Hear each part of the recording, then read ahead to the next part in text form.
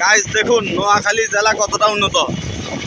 Star line দেখেন guys, হ্যাঁ 4 লেনের রাস্তা দেখেন।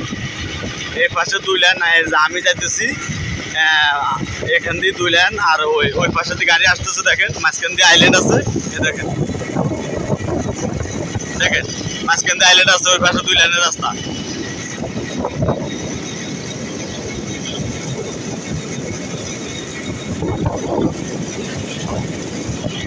মানে গাইস কি বলবো, নোয়াখালী জেলাটা এত উন্নত, এত সুন্দর লাগে। মানে আমাদের লক্ষ্মীপুর হিসেবে নোয়াখালী অনেক অনেক উন্নত। আমাদের লক্ষ্মীপুর জেলাটাও উন্নত হওয়া দরকার ছিল, কিন্তু আমাদের লক্ষ্মীপুরের যারা এমপি অথবা মন্ত্রী পদ পাইছে তারা হয়তো দুর্নীতি করে কোটি কোটি টাকা বিদেশে পাচার করছে। কিন্তু আমাদের দেশটা, আমাদের লক্ষ্মীপুর জেলাটা তেমন একটা উন্নত করে নাই। আমাদের লক্ষ্মীপুর জেলা আছে বলে মনে হয় না। অনেক জেলার মানুষ জানে না যে লক্ষ্মীপুর বলে একটা জেলা আছে, কিন্তু নোয়াখালীটা চিনে। নোয়াখালীর দেশের জেলা, দেশ বলেন, বিদেশ বলেন, বিশ্ব বলেন, সবাই চিনে। আমাদের লক্ষ্মীপুরে তেমন একটা চিনে না মানুষ।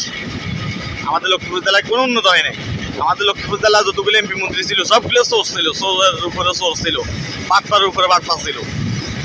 এখন সামনে নির্বাচনে সবাই ভোট দিতে একটু হিসাব করে সাবধানে ভোট দিবেন, যাতে করে দেশের উন্নতি হয়, লক্ষ্মীপুর জেলার উন্নতি হয়। ওই হিসাবে সবাই ভোট দিবেন। শুধু যদি আপনারা 500,000 টাকা ঘুষ খাই, আপনারা 500,000 টাকা নির্বাচন আগে যদি সাধারণ জনগণ বলতেছি, আপনারা 500,000 টাকা যদি খাই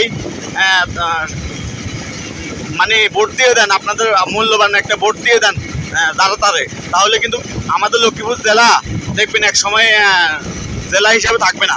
এটা মানে গায়েব হয়ে যাবে, এরকম লাগবে। এটা গায়েব হয়ে যাবে কিভাবে বলি, হয়তো এটা হয়তো আবার লোক নোয়াখালীতে নিয়ে যাবো, হয়তো বা চাঁদপুরে নিয়ে যাবো, অথবা কুমিল্লার নিয়ে যেতে চাইবো, বুঝছেন? কারণ উন্নত যদি না থাকে ওইটারে সবাই কিন্তু অবহেলিত করে, আর উন্নত থাকলে ওটাতে কেউ অবহেলিত করতে পারে না। তো দেখেন নোয়াখালী যেমন উন্নত, আমাদের লক্ষ্মীপুর জেলা এমন উন্নত না। এজন্য নোয়াখালী লক্ষ্মীপুরের ভাই বোনেরা সবাই একটু সাবধানে ভোট দিবেন। আর আমার ভিডিওটি একটু ভালো করে শেয়ার করে দিবেন।